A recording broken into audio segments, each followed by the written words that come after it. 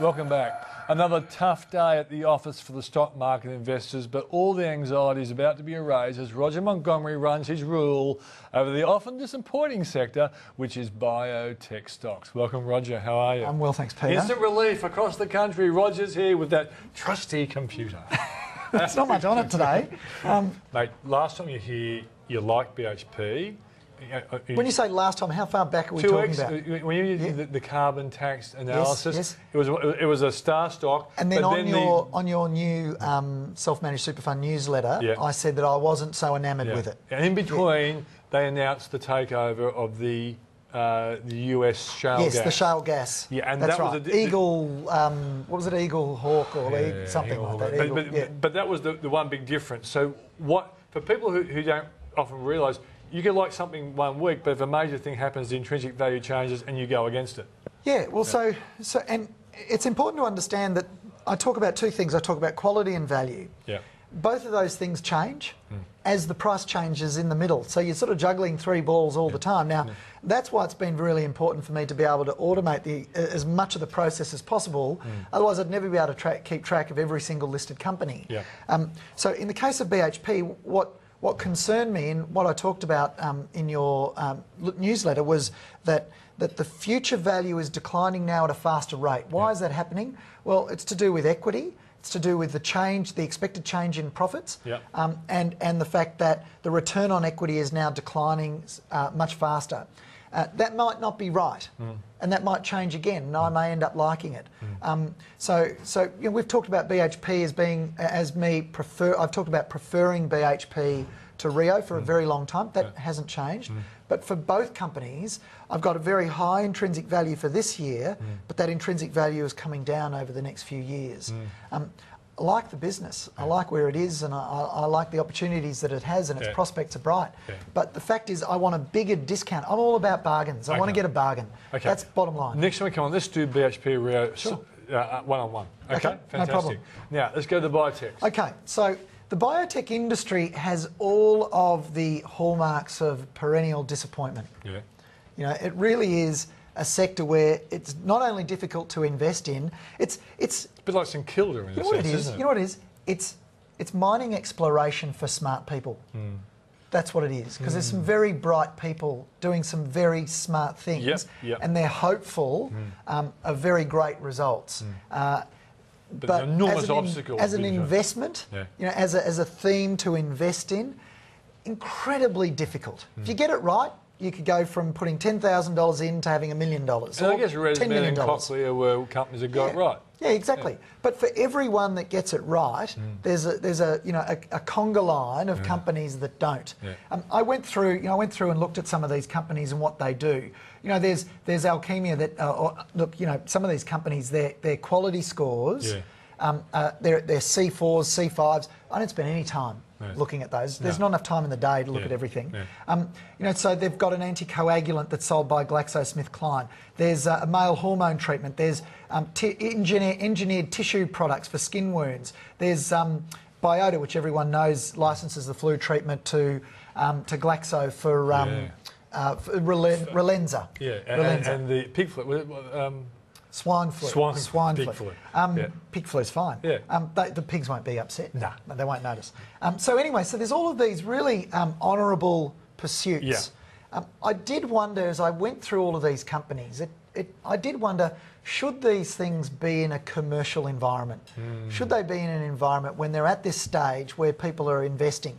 And you worry that some people, they like the goal, but whether they can pull it off. Yeah, exactly. So many question marks. So you've got all the clinical trials you've got to get through.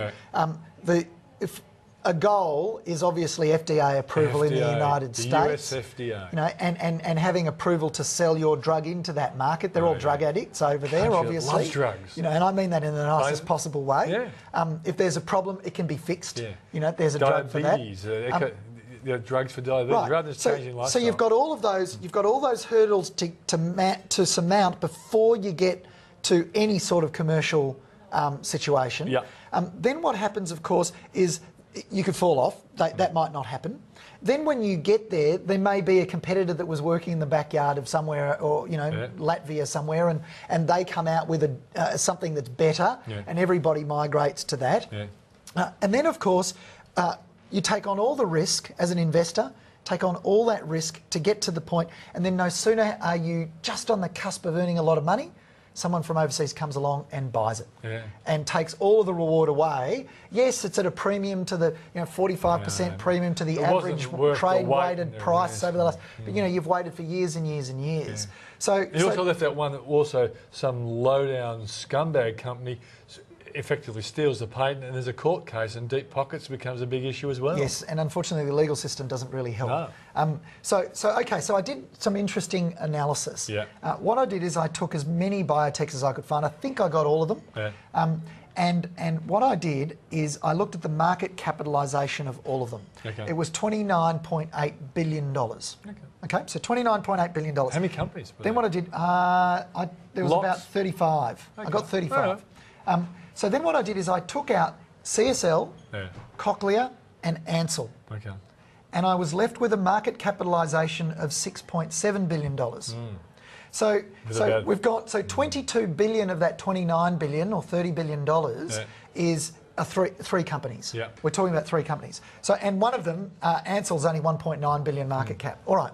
So that was the first thing. I wanted to know what the market cap was of all of those. Then what I wanted to do is, what's the earnings? What's the profit of all the companies, excluding CSL, Cochlear and Ansell?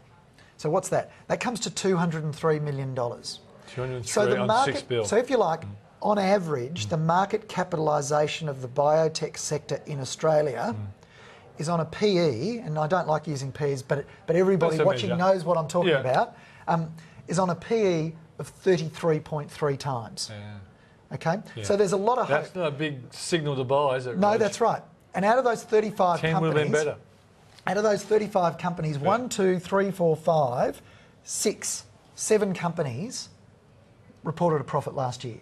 6. The rest, 6, okay. 7 reported a profit, and the rest of them lost money. Okay, it's too early for a drum roll, but did you find one that actually passed your stringent test? Okay, there was one company that I thought was worth doing some investigation on. So drum roll? And that company is Acrux. Acrux? Acrux. Now, hormone, it's not something that you or I need to worry about, but male testosterone replacement therapy and a patentable delivery method that's superior to something else that exists. Did they crack that market? As soon as I start saying that, two things happen. Either your viewers start just glazing over and going, whatever, or more likely they say, oh no, I know a better drug than that, and I know something that's not going to work and this is going to work, and there's been some really passionate debate on my blog about this. But this is a business. Does it become a rival for Viagra despite the fact that it's not exactly the same product? Different. But they both have the same consequences, don't they, in the end? I'm not sure that they do, Peter. Testosterone is usually what are the used consequences for one thing, of Viagra? I haven't heard of that product. Oh, it's joy and excitement. All right, very good. Overdue. Okay, joy sounds like it. Okay, so what's interesting about this particular business is they're an A1. Okay, so they get not 56 companies get my A1. So this is worth qualification. Watching, this one. So it's worth having a look at. 2012 profits are going to be lower. People look at the 2011 numbers, the 2011 numbers will be lower. People look at the previous year's numbers and they think it looks very, very healthy. But you've got to remember there's milestone payments from Eli Lilly in there, and they're not going to continue. They're early stage payments for early milestones. But as the company is now, selling its drug, those milestone payments tend to be smaller. It's profitable. Yes, it is. Yes, it is. In fact, its return on equity last year was 83%, which is very, very good. It won't be that high in the future. Okay, so it's one worth having a look at. We're not saying... Cochlear and CSL are amazing success stories for Australia. Just a little bit expensive. Okay, mate. As always, very interesting. Thank you, Peter. See you in a couple of weeks' time. Look forward to it. Right.